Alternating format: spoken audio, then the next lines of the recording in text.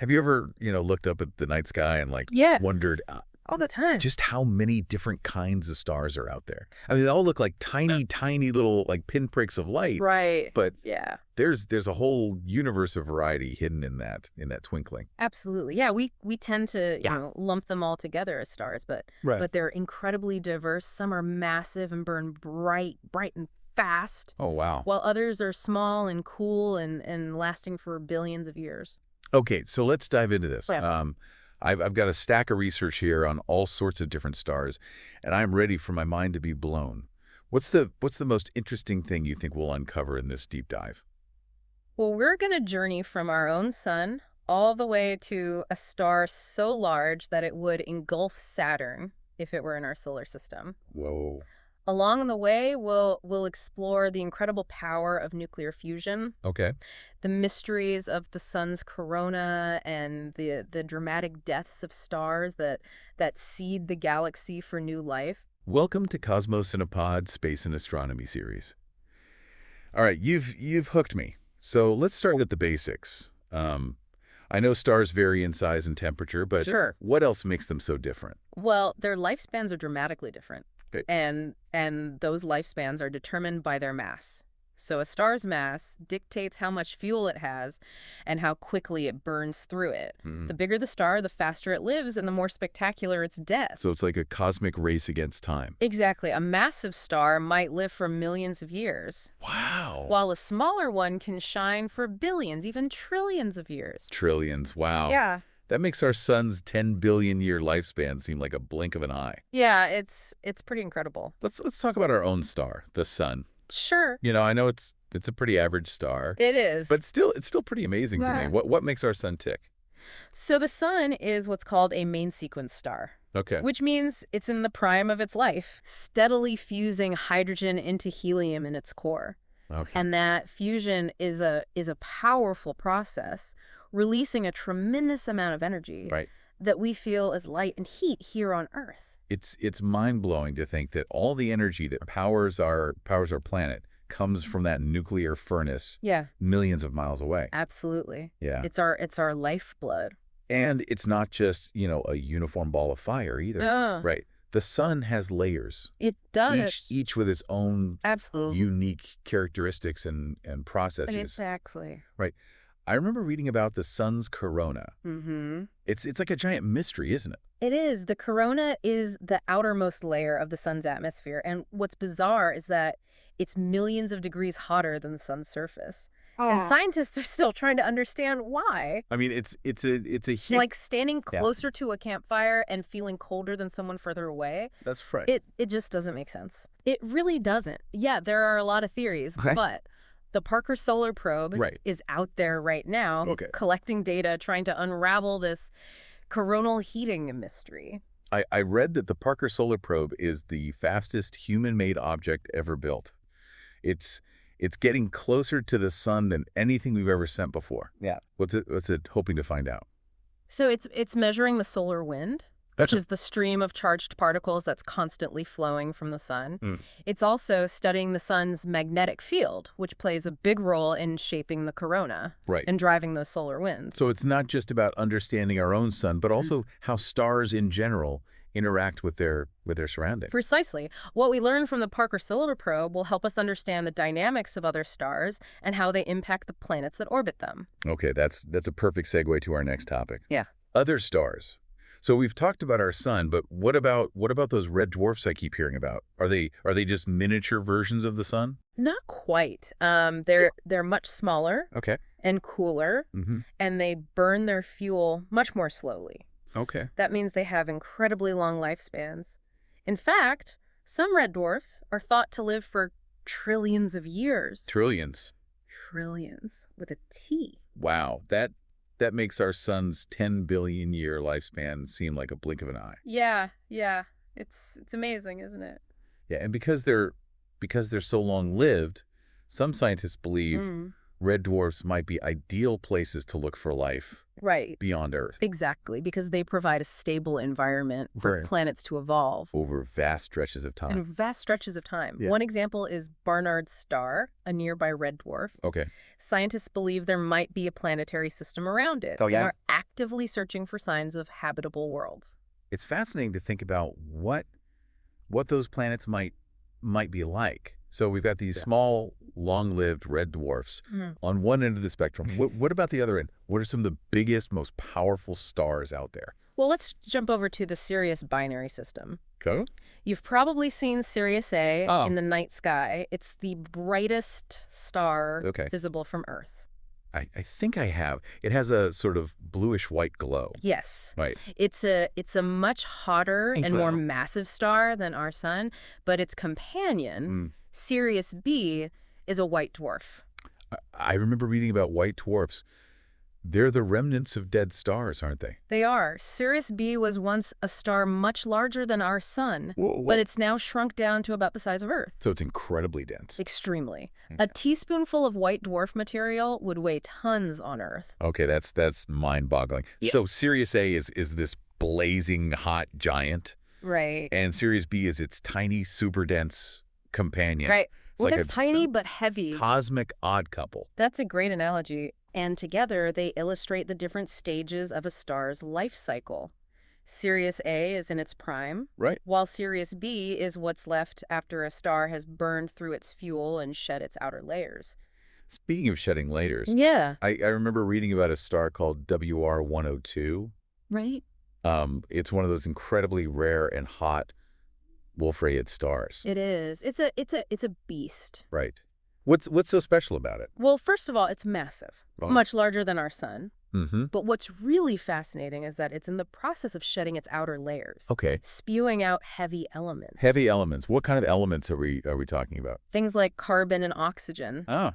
the very elements that make up you, me, Oh, wow. and everything around us. Wait, so we owe our existence to these massive dying stars. In a way, yes. That's pretty profound. It is. It's a beautiful kind of cosmic connection. And WR102 is And WR102 is nearing the end of its life. it's nearing the end of its life. It's burning through its fuel at an incredible rate, and eventually it's going to explode as a supernova. A supernova. Yeah. Like one of those incredibly bright explosions that can outshine an entire galaxy. Exactly. And when it does, it will scatter all those heavy elements Okay. it's been creating out into space, Right. seeding the galaxy for the formation of new stars and planets. So it's like a cosmic recycling program. You got it. Death leading to new life. Exactly. I'm sensing a theme here. Yeah, you're right. There is a theme. The death of a star is a spectacular event, Right? but it's also crucial for the evolution of the galaxy. Yeah. And WR102 is just one example. Okay. There are many other stars Right. out there headed for a similar fate. Like Betelgeuse, right? Like Betelgeuse, exactly. The famous red supergiant in Orion. The famous red supergiant in Orion, which is a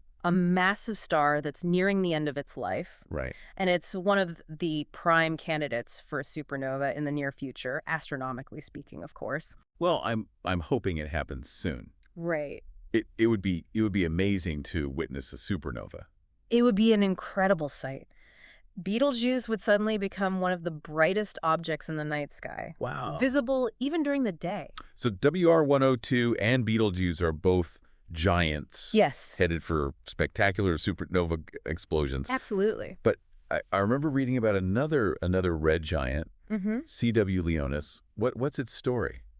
CW Leonis is a fascinating star because it's in the process of dying, Okay. but in a more gradual way. Yeah. It's shedding its outer layers, forming a beautiful planetary nebula. So it's like a cosmic artist painting the galaxy with stardust. Exactly. And as it sheds its layers, Yeah. CW Leonis is enriching the surrounding space with all sorts of elements, including carbon, Okay. oxygen, and nitrogen.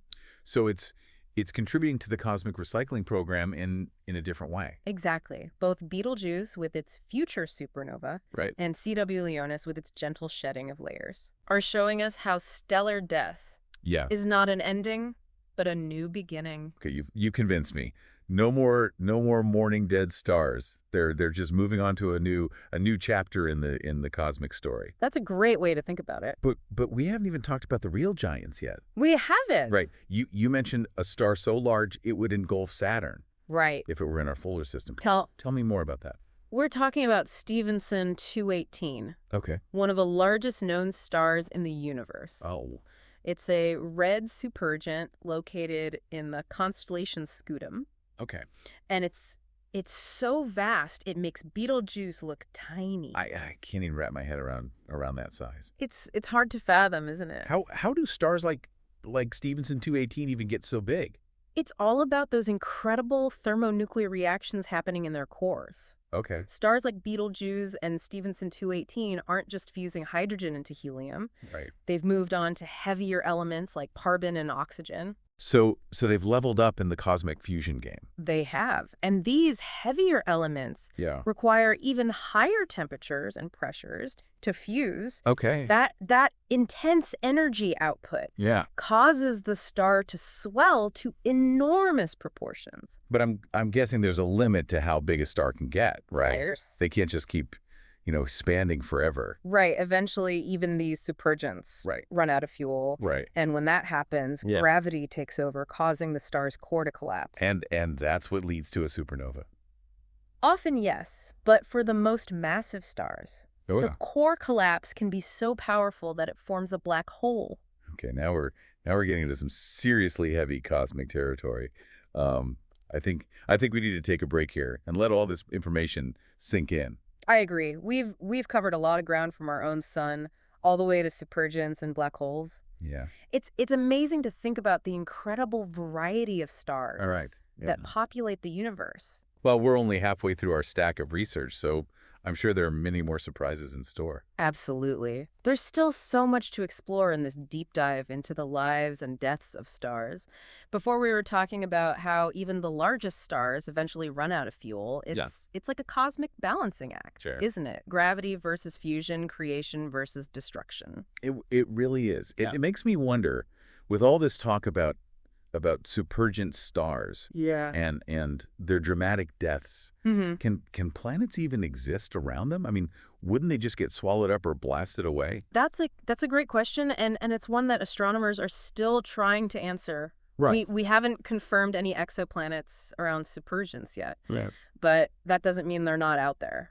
So it's still possible. It's still possible. Well, what about those intense stellar winds we talked about earlier? Wouldn't they just strip away any planets that try to form? It's definitely a challenge. Those stellar winds are incredibly powerful, and they carry away a lot of material from the star's outer layers. Right.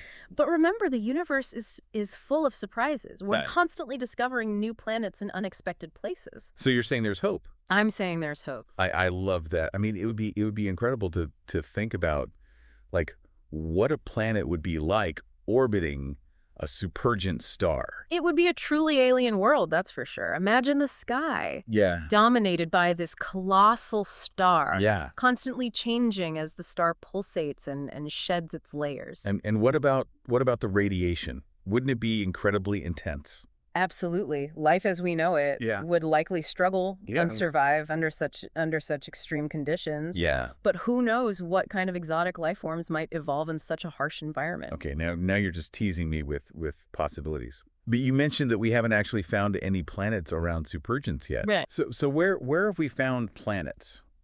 We've had a lot more success finding planets around smaller, Okay. cooler stars like red dwarfs. Right. In fact, one of the most promising systems is around a star called Wolf 1061. Wolf 1061. That rings a bell. Isn't that the one with a planet in the habitable zone? You got it. Wolf 1061c Okay. is a rocky planet Okay. that orbits within its star's habitable zone. Right. The region where temperatures are just right for liquid water to exist on the surface. So there's a chance for life as we know it on this planet. There's a chance. It's definitely an exciting target for future study. That's amazing. But I'm curious, wouldn't a planet around a red dwarf Yeah. experience some unique challenges? It would. Red dwarfs are much cooler Right. and fainter than our sun. Right. So the habitable zone is much closer in. Okay. That means planets in the habitable zone are what we call tidally locked, Okay. with one side always facing the star and the other side always in darkness. So permanent daylight on one side and permanent night on the other? Pretty much, yeah. That would make for some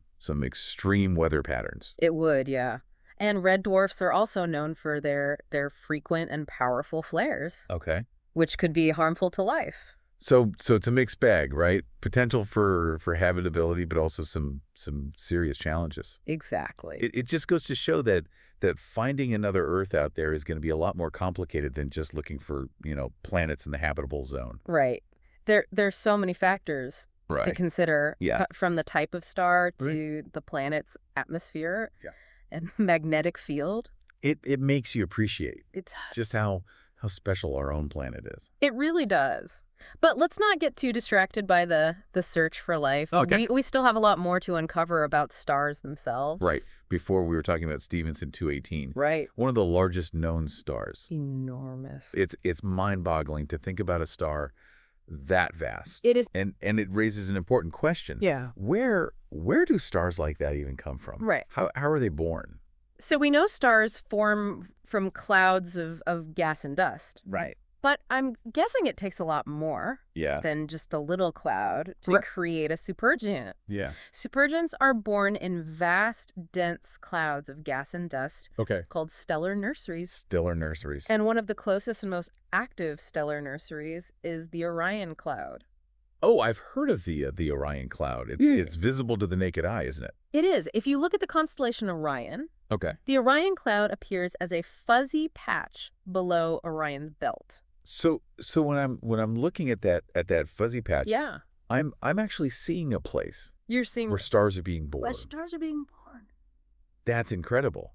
But what's actually happening inside that cloud? Right. How does a star go from a cloud of gas and dust to a blazing ball of fire? It starts with gravity. Over millions of years, gravity pulls the gas and dust in the cloud together, causing it to collapse. Okay. As the cloud collapses, it heats up, and eventually the core gets hot enough to ignite nuclear fusion. So it's like a cosmic pressure cooker, Yeah. squeezing the cloud until a star ignites. That's a great analogy. And the birth of a star Yeah. is anything but quiet. Right. These stellar nurseries are filled with all sorts of amazing phenomena, like Herbig-Haro objects. Herbig-Haro objects? I remember reading about those. They're like cosmic jets, right? Exactly. As the newborn star spins, Yeah. it shoots out powerful jets of material from its poles. Okay. These jets slam into the surrounding gas, Right. creating shock waves Right. that heat up the gas and make it glow. So it's like the star is clearing a path for itself, announcing its arrival to the universe. In a way, yes. It's a spectacular sight. It is. These Herbig-Haro objects can stretch for light years, carving their way through the nebula, illuminating it with vibrant colors. It's beautiful. It's like the universe is putting on a fireworks display to celebrate the birth of a new star. A cosmic celebration indeed. Yeah. And it's happening all the time in What? stellar nurseries across the galaxy. But the Orion Cloud isn't just a birthplace for stars. That's right. It's also a graveyard. It's also a graveyard. A graveyard. But we were just talking about stellar nurseries. It's both. Within the Orion Cloud, you'll find remnants of stars that have already lived their lives and exploded as supernovas. Right. One of the most striking features is something called Barnard's Loop. Barnard's Loop. That name sounds familiar. Yeah. What is it? It's a massive looping structure of gas and dust that was shaped by multiple supernova explosions over millions of years. So the shock waves from those explosions sculpted the cloud into this loop. Exactly. It's a testament to the immense power of supernovae and how they can shape the very structure of the galaxy. But Barnard's Loop isn't just a static structure. Right. It's still evolving as new stars form within it. And the shock waves from past supernovae continue to ripple through the cloud. It's like a cosmic dance. It is. With creation and destruction. Yeah. Constantly interacting and influencing each other. Beautifully put. The Orion Cloud is a dynamic, ever-changing region of space. Right. A microcosm of the universe itself. This has been an incredible journey so far, from our own sun to giant stars and supernova explosions, Yeah.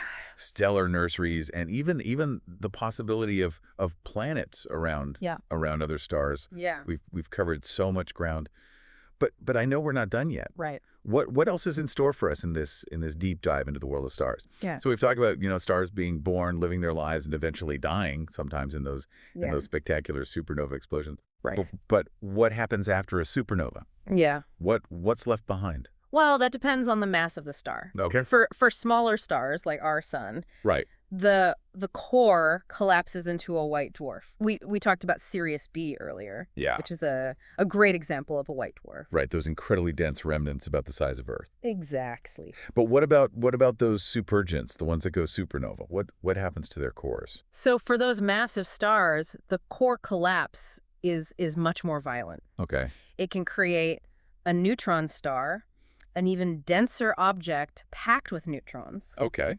Imagine cramming the mass of the sun into something the size of a city. Okay, my mind is officially blown. Yeah, they're pretty incredible. A teaspoonful of neutron star material would weigh billions of tons, right? You got it.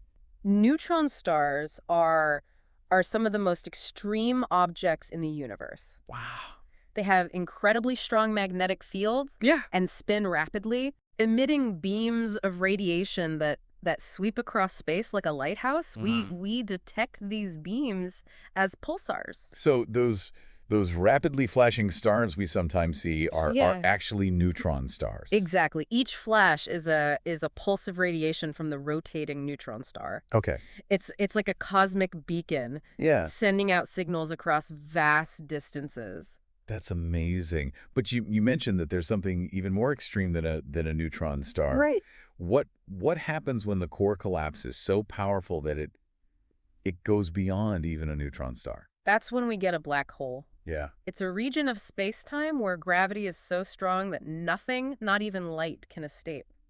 Black holes are always a bit mind-boggling to me. Yeah, they're hard to wrap your head around. They're like cosmic vacuum cleaners sucking in everything that gets too close. Well, that's a common misconception. Black holes don't actually suck things in. Oh. They have a strong gravitational pull. But it's the same kind of gravity that keeps us on Earth. Right. And the Earth orbiting the sun. So if I were to get too close to a black hole, I wouldn't get sucked in like spaghetti. Not exactly. You would experience extreme tidal forces that would stretch you out. Okay. A process known as spaghettification. Yeah. But it's the intense gravity that would be the problem, not any kind of sucking force. Okay, well that's slightly reassuring, but still, I think I'll keep my distance from black holes. I think that's a wise decision. Huh. But black holes are an integral part of the universe. They play a role in the evolution of galaxies and the distribution of matter throughout space. It's amazing how everything is interconnected. It is. From the smallest particles to the largest structures in the universe. Right. And it all goes back to stars. They're the building blocks, the engines that drive the evolution of the cosmos. Beautifully said. And this deep dive has only scratched the surface of what we know about stars. There's still so much to explore, so many mysteries to unravel. I completely agree. And I have a feeling we'll be revisiting the topic of stars many times in future episodes. I'm sure we will. Yeah. There's always something new to discover, something new to learn about these celestial wonders. Well, this deep dive has been a truly incredible journey. It has. We've learned about the diversity of stars, right, their life cycles, their dramatic deaths, and the remnants they leave behind. It's left me with a sense of awe and wonder about the vastness and complexity of the universe. And that's what we hope to inspire with Cosmos in a Pod. A sense of curiosity, a desire to learn more about the cosmos and our place within it. Absolutely. So to our listeners, if you've enjoyed this journey through the world of stars, be sure to follow and subscribe to Cosmos in a Pod. And don't forget to check out our YouTube channel for even more cosmic adventures. As always, we'd love to hear from you. Absolutely. Leave us a review, share your thoughts on this episode, and let us know what cosmic mysteries you'd like us to explore next. So until next time, keep looking up, keep asking questions, and keep exploring the vast, awe-inspiring universe around us. Clear skies.